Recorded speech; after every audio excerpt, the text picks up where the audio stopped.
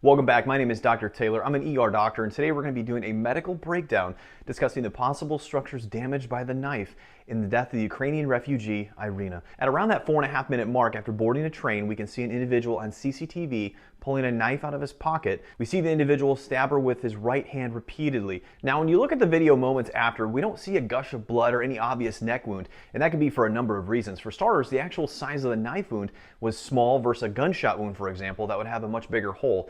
In addition, if she had a neck injury, it would have been in a downward trajectory at zone 1, with the remaining 2 stab wounds to the left upper chest. So zone 1, extending from top to bottom, would be the region extending from the clavicle up to the cricoid cartilage. This zone houses the origination of the common carotid artery, the subclavian vessels, the vertebral artery, brachial plexus, the trachea, the esophagus, the apex of the lung, and the thoracic duct. In terms of penetrating wounds to the left chest, I wanted to discuss some of the most serious injuries.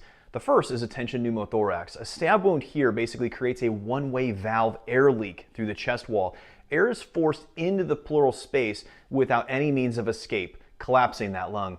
In addition, both air and blood can accumulate in the pleural space. The mediastinum begins to shift the other way, and we have what's called a tension hemopneumothorax as well. The second is a hemothorax. So that's secondary, typically in this situation, to a pulmonary laceration or a laceration of the intercostal vessels. This can result in a massive accumulation of blood within that chest wall cavity. The third is a puncture to the heart itself, and this can lead to cardiac tamponade. The human pericardial sac is a fixed and fibrinous structure. Blood can literally pour into this space, squeezing and compressing that heart. Now, combining all potential stab wound locations, you are now going to see 3 marks on the screen. In the case of the first red line, potential injuries include lacerated aortic arch, lacerated brachiocephalic vein, lacerated subclavian artery, lacerated common carotid artery, trachea, and then of course still that chance for a pneumothorax based on that downward trajectory. Within the second line, potential injuries include a tension hemopneumothorax, pulmonary laceration, and or intercostal vessel laceration. Within that third line, we have a puncture to the heart itself, leading to a pericardial effusion